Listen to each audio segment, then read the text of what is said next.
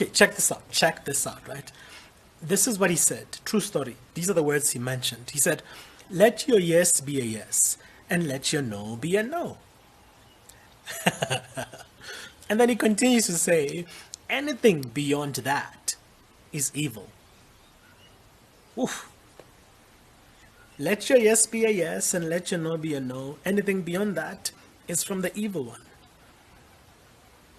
If you are like me, you'd be familiar with, that English version of the Bible, which has all the words written in black, but the words that Christ says would be highlighted in red. It's almost like, someone went in there and put a highlighter, a red highlighter, to actually lift them up a bit. So these words would have been highlighted in red because it's what Christ has said. Why is that important? Because to me, Christ is the ultimate leader. So I cannot talk leadership without stealing or at least referencing some of the lessons that he would have mentioned. Okay, cool. Yes be yes, no be no. That talks to integrity. And then the second part where he says anything beyond that comes from the evil one, communicates to me really that without integrity, there can never be true productivity, right? You can never move forward if you don't have integrity. And as a leader, we all know this, or at least we should, that, leadership has to be genuine. You cannot lead without actually being real genuine with the people that you are leading. You have to really love them, heart-to-heart connection. You have to really care about what they care about. Even if it's from a general perspective, sometimes depending on the nature and the size of the organization that you're working in, context you're working in, you might even get to know their kids, their spouses. That's a leader, man. If you think about your example of a leader, I'm sure it's someone who knows, your spouse by name, or that you have a boy child, a girl child, and sometimes might even know their names. That kind of leader you are connected to. So integrity is definitely something we cannot take away from leadership. And that's what Christ is addressing here. By the way, he says these words after a whole list of lessons, including the Sermon from the Mount. He talks about relationships and marriage. He talks about adultery. He talks about a lot of things beyond or before he speaks or says these words. But specifically, just before, he talks about making an oath. He warns against making an oath. How we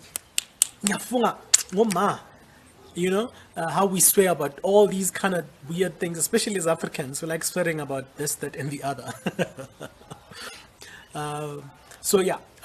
He warns about making an oath, and then he says, instead of making oaths, trying to convince people of this, that, and the other, let your yes be a yes, and let your no be a no. Like, keep it simple, keep it moving, keep it flowing, like there were... Sorry, it was just there. Anyway, let's come back. So integrity as a leader is paramount. You cannot substitute that for anything. Okay. So that's one very, very important aspect of leadership.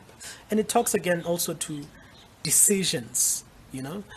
Sometimes we are afraid of making the wrong decision, and we get trapped in this stage of indecision. Reality check. Indecision is still a choice, which is quite sobering. If you're not making a decision, you are actually making a decision not to move forward. Let me try to explain that differently. We all get presented with amazing opportunities on a daily basis, whether it's online or from the person you speak to, whatever the opportunity may be, whether it's to partner up in business, whether it's to get a relationship built and going. Ladies will be familiar with that. Ukshela, that's an opportunity, right? Ukshelwa, in that case of a lady. Whatever the opportunity is, I'm sure you're getting my gist. We all get presented, and life does that to us on a daily basis. You wake up, you have a new opportunity. And we have a choice, of course, of saying yes to the opportunity or saying no. The point I want to make, though, is that if you say yes to an opportunity, you are saying yes to whatever direction that opportunity might take you into. a partnership, whatever the opportunity is.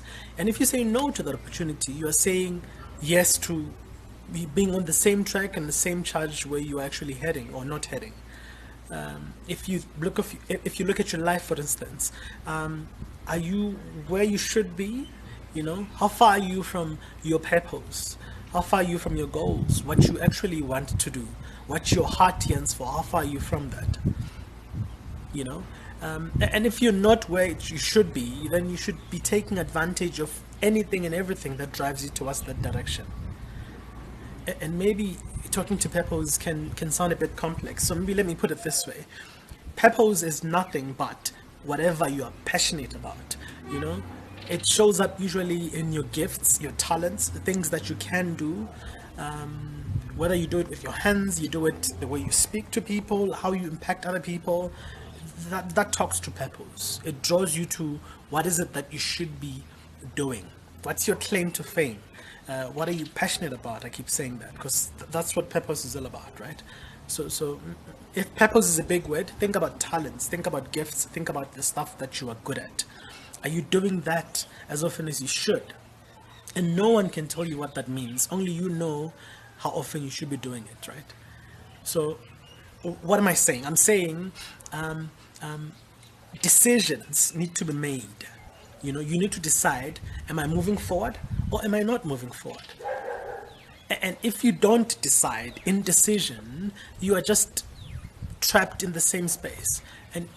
And it's still a choice. Be sober about that. Don't think, if I'm not actually making a decision about this particular thing that I'm looking at, whether it's your relationship, whether it's your business, whatever it is, man, don't fool yourself to think that you're safe, because it's still a choice, even if you don't decide.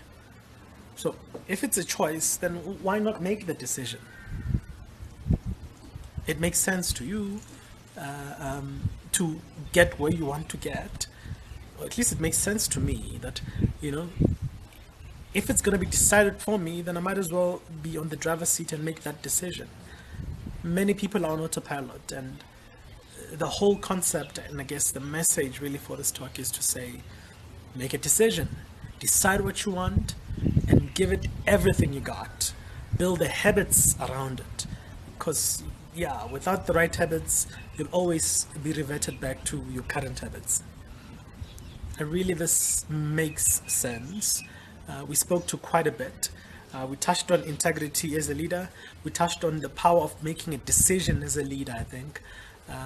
So go ahead and do it, man. It's really, really up to you. You are in control, and you are here for a reason. So capture that reason, get familiar with that reason, and work towards that reason, whatever that is for you. Thanks for making the time. Peace.